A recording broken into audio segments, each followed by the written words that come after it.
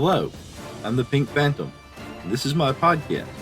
Join me as I delve into the world of games and gaming, and especially old school RPGs. Together, let's voyage into the astral realm and check out my phantom thoughts. In this episode, I have responses to my question in my last episode about what do you use to refer to the person who runs the rules in a role-playing game, a game master, a dungeon master, what have you. And I've got responses from Daniel of the Bandits Keep podcast, Jason of the Nerds RPG Variety Cast, and Joe from the Hindsightless podcast. And links to their podcasts will be in the show notes. I also have a discussion about training, having characters train between levels. What do they do between levels to maybe help themselves get a little better? And then, of course, I have more from the Tales of the Dragon Slayers, what they've been up to, some interesting little things going on there, just some little tidbits. And also, at the very end, I talk about a decision that I have to make in that campaign about that could affect how things go forward. So let's get to it. Hey, Pink Phantom, Daniel from Bandits Keep calling in. I'm stuck in traffic here, so I figured I'd give a call. Hopefully the audio quality is good. As far as what I would like to be, or what I think is the name that I like the best as far as those who are running the games, for lack of a better word, I lean towards referee these days. I probably say DM a lot, unconsciously, because D&D has been what I mostly have played in my whole life, so yeah, I kind of say DM sometimes, but I think if I was consciously making a choice, I would go with referee. Hey, Phantom. So I'm calling in about the question you asked at the start of your most recent episode about what do you call the person who runs the games. Generally, what I go with is I switch indiscriminately between GM and DM, Dungeon Master, Game Master. Those two are the same thing for me. My favorite, though, my favorite term for that is from Call of Cthulhu, because I know everyone calls it the Keeper, but in the books, I'm pretty sure it's called the Keeper of Arcane Secrets or something like that. And I just think that's so cool and thematic. But, I go back and forth between Game Master and Dungeon Master. That's just me, though. All right, let me get back into the episode. Hey, Jason here. Just want to call in on what to call the adjudicator. And no, the adjudicator is not my answer. So I default to DM because that was the first one I learned, or Game Master, really. Those are the defaults I go to. I like some of the other terms, in theory, and some of the setting-specific ones are cool. But generally, and you'll hear it on my show, I just default to Game Master pretty much. I might say DM. I use those two interchangeably. My favorite, though, is I just picked up, I haven't talked about my show yet, but I just picked up a game that came out of Canada in the 80s called Night of the Ninja. And in that one, the adjudicator is called the Ninja Master. Isn't that cool? Anyhow, yeah, that's my answer. I guess Game Master is my answer.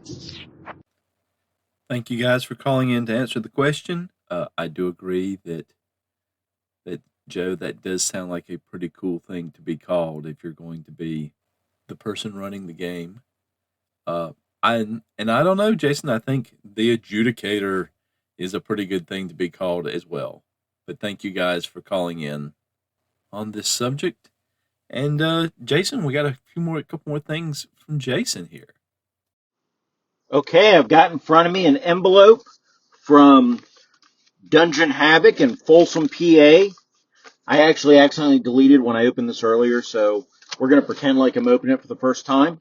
Inside is a little handwritten thank you from Caleb with a little goblin head drawn.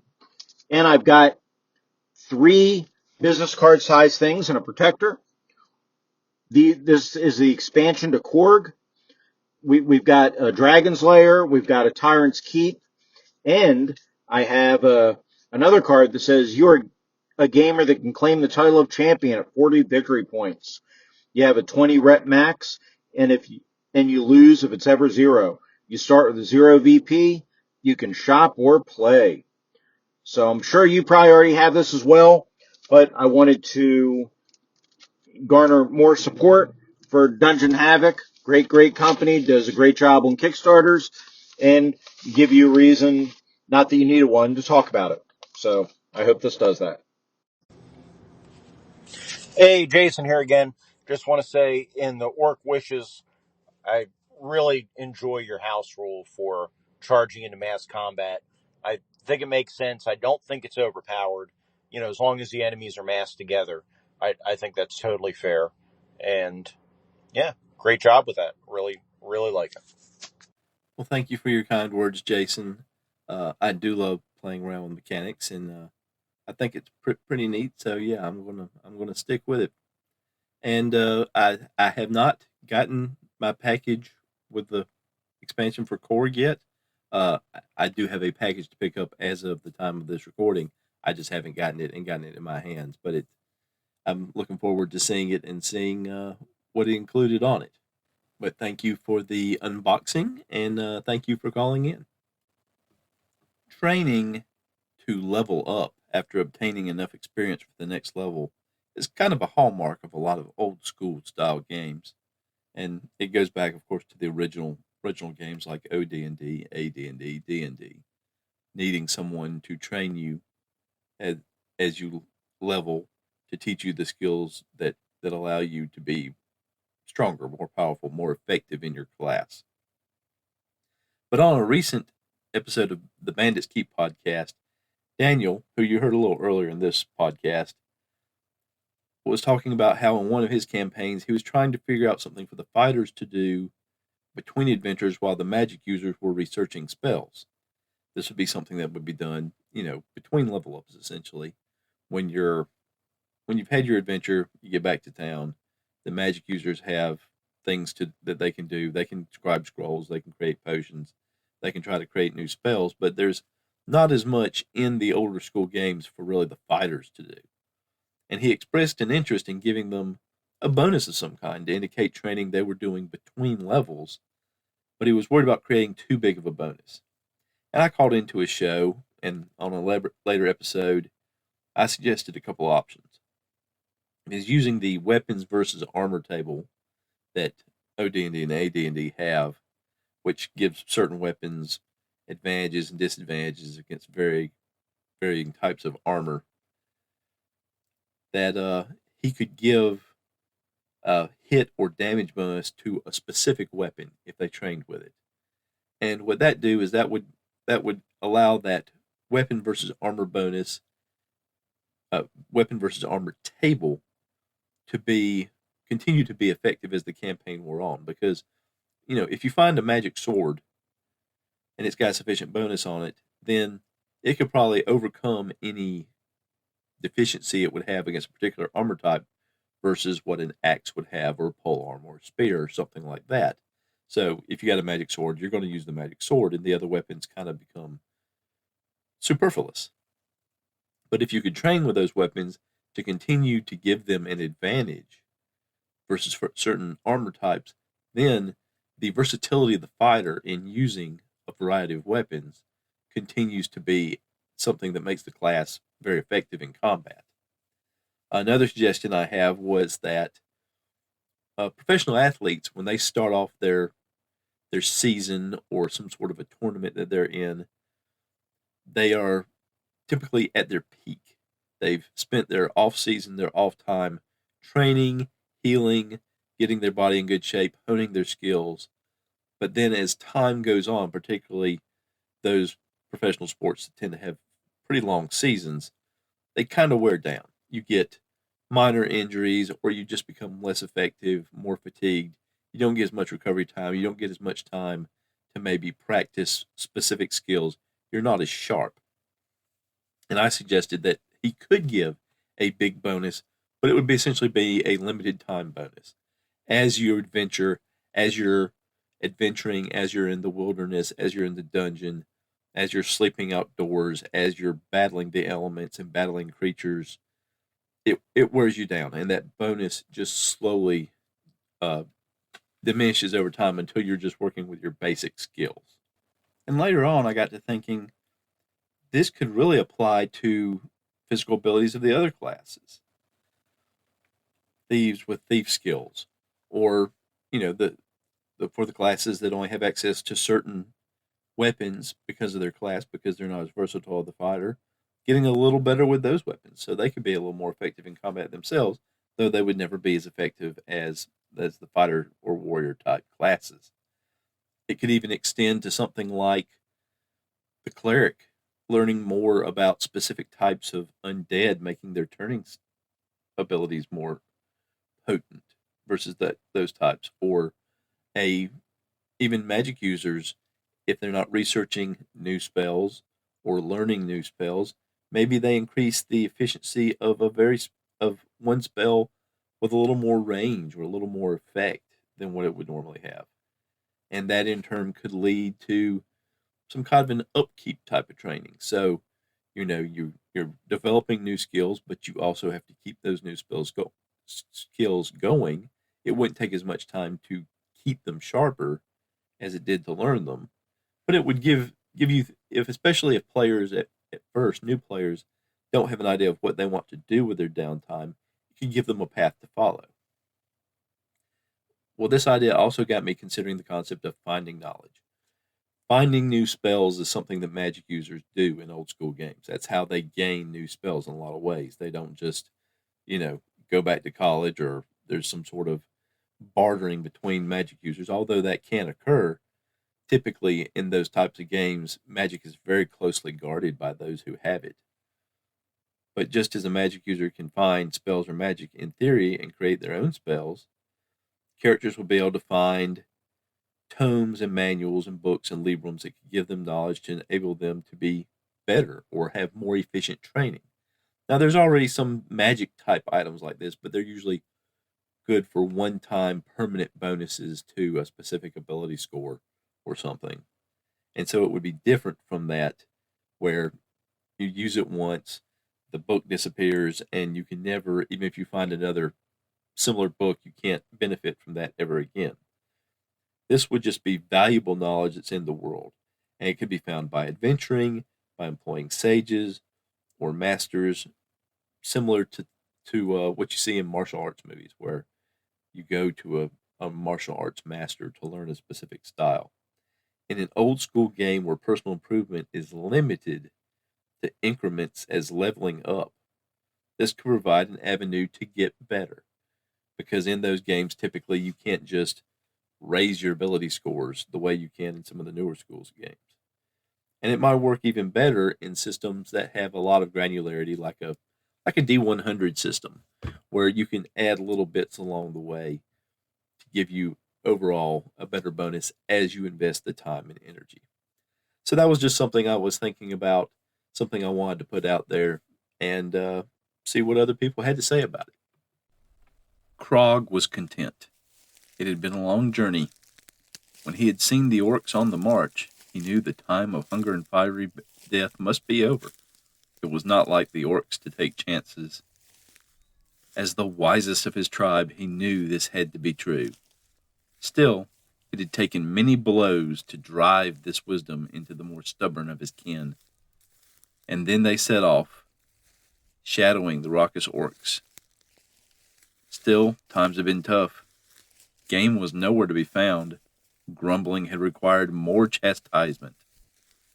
Then they had lost the orcs. Tough times indeed. Then his keen leadership paid off. First, they came across the crispy adventurers. Not only a feast, but a reward of treasure as well. Soon after, the sounds of battle followed, and then the sight of fleeing orcs. They found another veritable feast of orcs piled near the side of a trail. He roused his warriors early, cutting through the trees and brush, bearing a straight line along the winding path. Soon the smell of horseflesh and many flavors of those called men, halfling, and was that elf? He had planned it perfectly. They would emerge right in front of this group. Their time was now. Sir Gus and Katya were at the front of the group, discussing plans for their trip into town. As they were debating the chances of Katya finding trainers and teachers to advance her skills, A crashing from the nearby underbrush caught their attention. Onto the trail in front of them came 12 ogres, carrying very large sacks and a variety of weapons. As the ogres advanced on them, Sir Gus charged, and Katya unleashed a psychic attack. 10 of the ogres fell to the ground, and another died on the point of Sir Gus's lance. Sir Gus and Sven engaged the remaining ogre, and while it drew blood, it fell to the party's concerted efforts. The party, already heavily laden, stashed the ogre's treasure and hid it carefully to be recovered after unloading the treasure they were already hauling.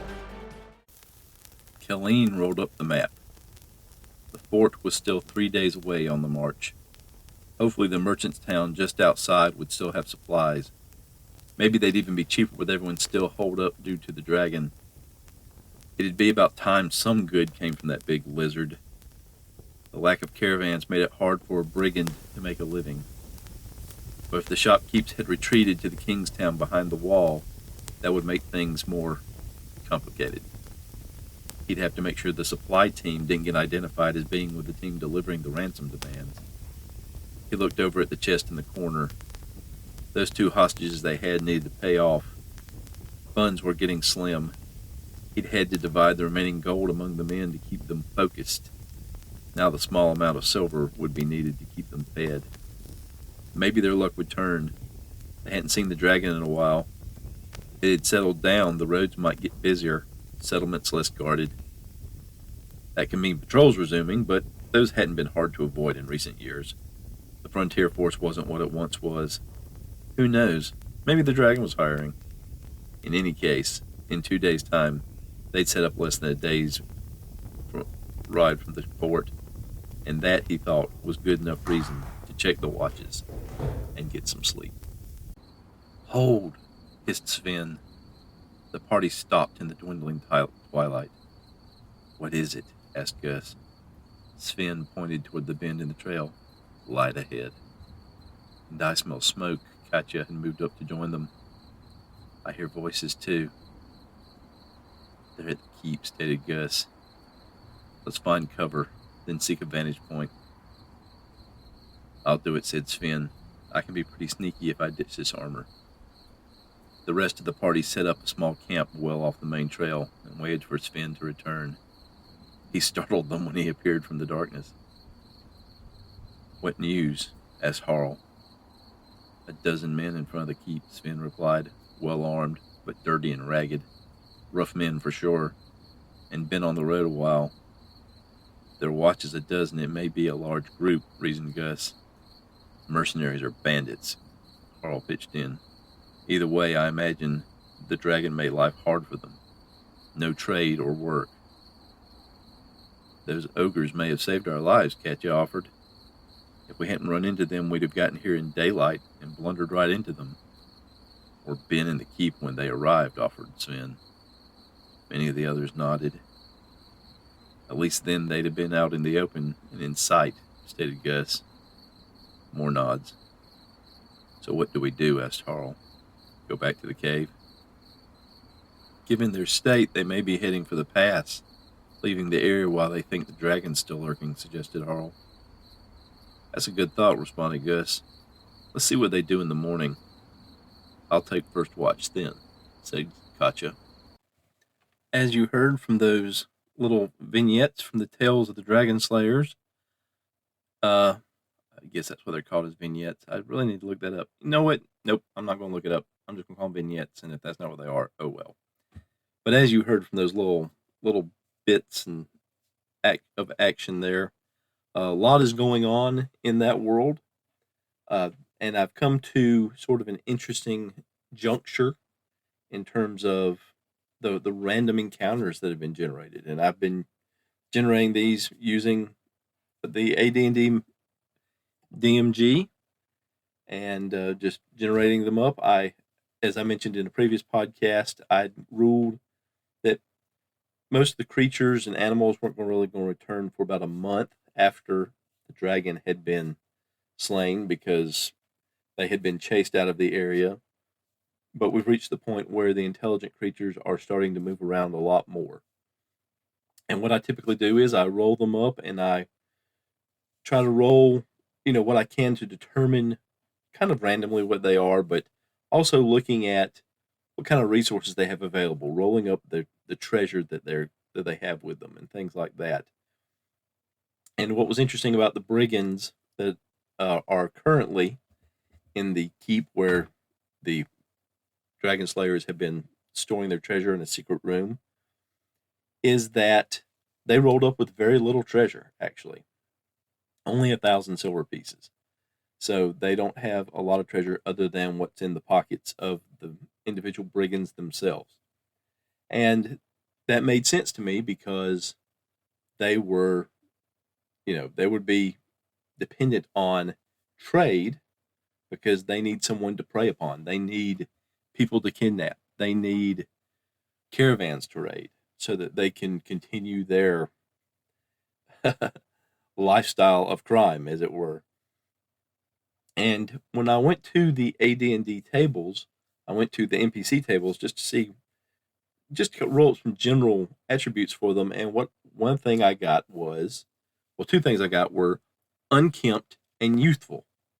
So a group of young men who are used to preying upon the unwitting or unprotected, and now that has been taken away from them. So their lifestyle has kind of changed. Their fortunes have diminished. And so part of the thing that you see with brigands is they usually have important prisoners. That's something they roll up, and they rolled the low end. They only have 2 left. So they have 2 people that maybe they can trade for some gold to get that income that they're not having now. I also rolled up for their leader that he is maniacal and fanatical. And it kind of makes sense because I rolled up his stats, and he's not that charismatic.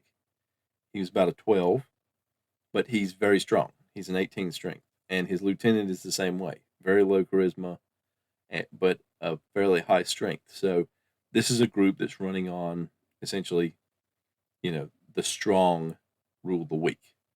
That's just the way they're working. So they are this focused, maniacal, fanatical leader. He's focused on getting more gold. And so he's leading his troops up to the edge of civilization and really the edge of what law and order is in this region to the almost to the fort itself so that he can send word to whoever he thinks will pay for these prisoners to be freed.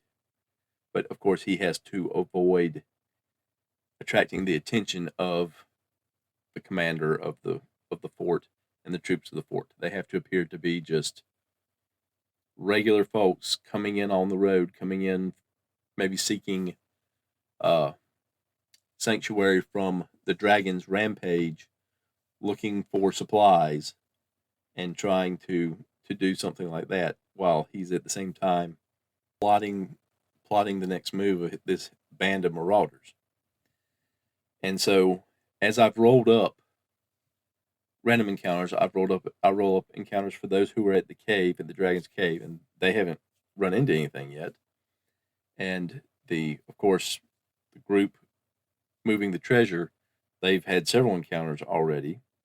And then I've also been rolling up for the keep itself, creatures or people going in and out of the keep, because they could discover that secret room if they're going in there. Now the bandits aren't really much for exploring, so they're not actively looking for it. They're just looking for cover. They're working their way up.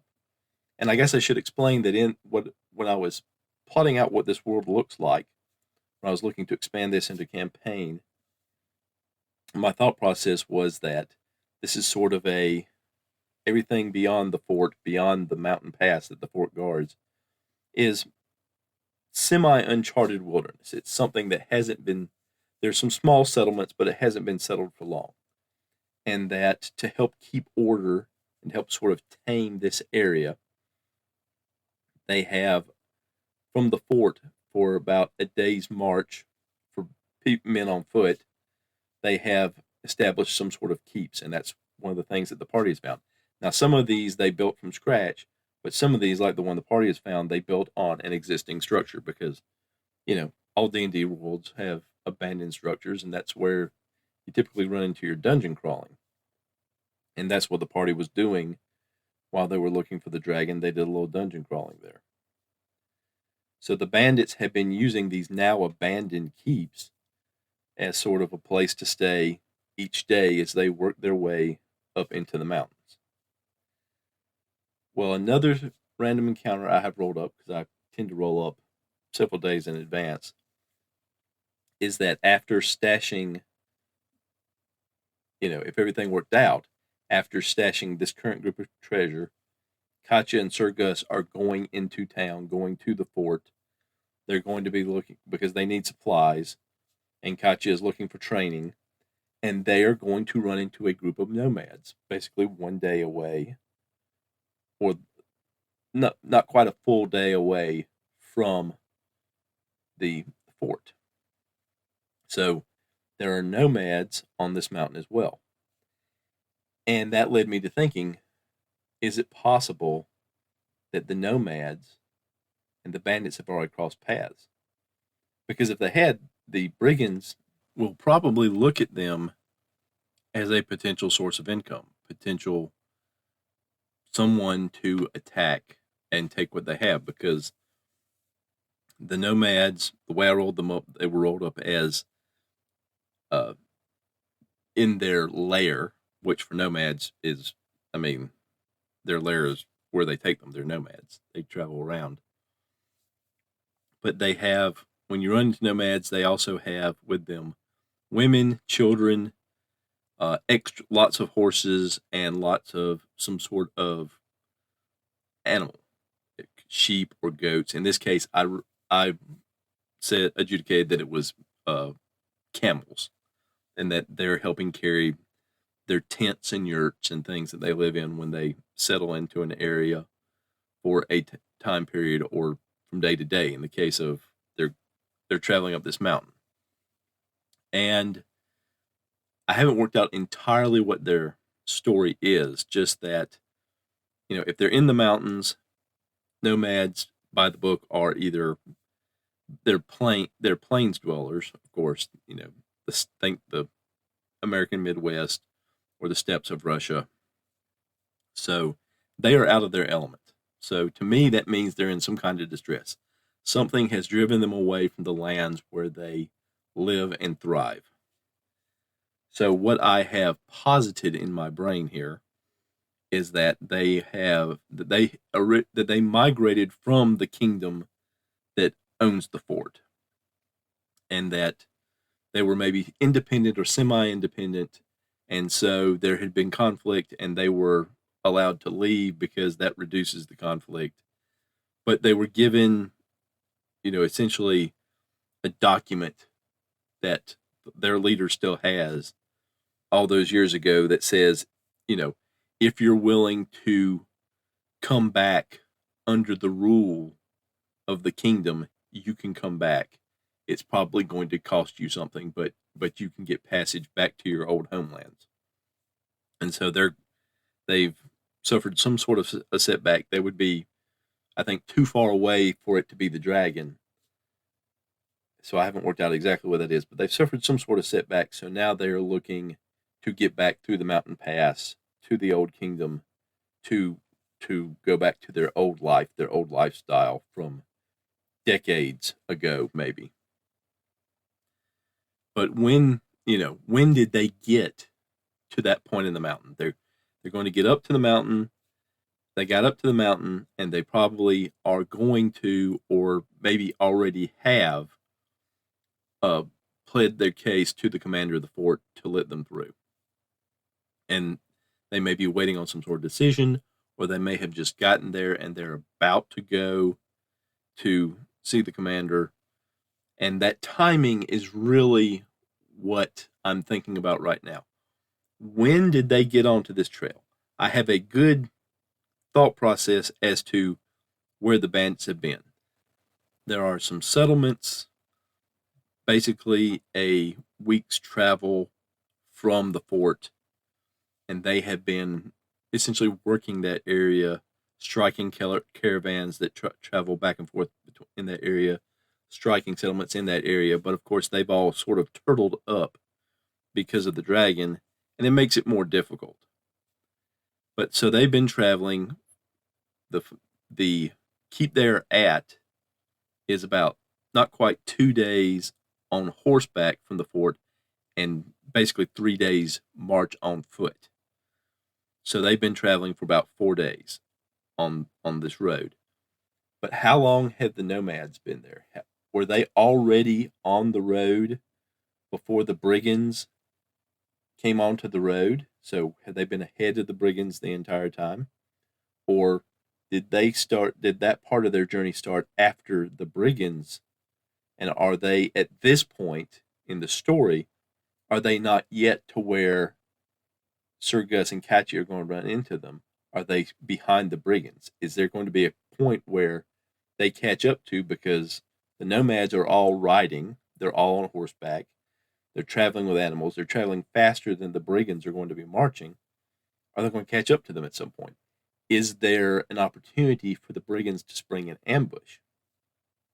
Or is the situation where they are already there, or they are ahead of the brigands, and as the brigands move up, they will find that camp, and maybe they pass it by and try to come back in ambush, or maybe they try to attack openly? So that's what I'm trying to figure out there. What state will the party find the nomads in when they finally encounter them?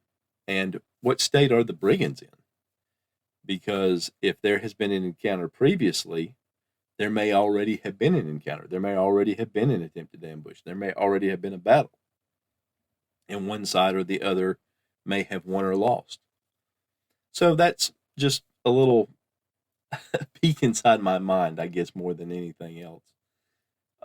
In lieu of another big battle or something like that, because I just had sort of the little story pieces showing what the party has been encountering and who kind of the other players have been, giving the ogres a little piece before they were dispatched, and introducing the brigands, who they're probably going to be a big part of this, because this is a situation where if they are going to be holed up a day's march from the fort, then if Sir Gus begins returning with more supplies for his other companions, they could see that as well. And maybe they wonder what's going on with that as well. So some moving parts that I'm pondering, and it's interesting to see how rolling on just in the monster manual gives me a good idea of what situation the brigands were in, that they're kind of this kind of desperate group of people trying to, the leader is a little desperate because he's trying to maintain his leadership, because if he doesn't have any more gold for them, they're either going to turn on him or leave him. So I'm interested to see how it comes out. I'm excited. And it's interesting to have a lot of moving parts, whereas before I just had a handful of people to deal with. So, and I think I'm going to end it there because I've rambled on long enough. So thank you for listening, and hope you'll tune in again. Hold on, show's not over. Upon listening to myself actually explain the situation, I realized that the nomads have to be ahead of both the party and the brigands. Otherwise, they would end up encountering the party before they're supposed to. So they are definitely ahead of the party, and they're definitely ahead of the brigands. And so the first either of them will see are when they are headed into town, into the fort. That's the first time that they will be seen or encounter either of those groups. So actually talking it out helped. So let that be a lesson to all of us. Now the show really is over. Maybe. And that's it for this episode of Phantom Thoughts. I love feedback. If you would like to comment, there's lots of different ways for you to do it. First, you can go to podcasters.spotify.com/pod/show/phantom thoughts and leave a voice message. Or you can send an email or attach a voice message to an email and send it to phantomthoughtspodcast@gmail.com. You can call into my Google Voice line at 864-209-1441. You can send me a message on SpeakPipe at www.speakpipe.com/phantomthoughts. You can also contact me on Discord. I am the Pink Phantom, number 9782. So please let me hear from you. Thank you for listening and have a good day. Links to contact information and topics covered in this podcast can be found in the show notes. The opening music for this episode was Strength of the Titans, and the closing music is Late Night Radio, both by Kevin MacLeod at Incompetech.com, licensed under Creative Commons by Attribution 4.0 license. Goodbye.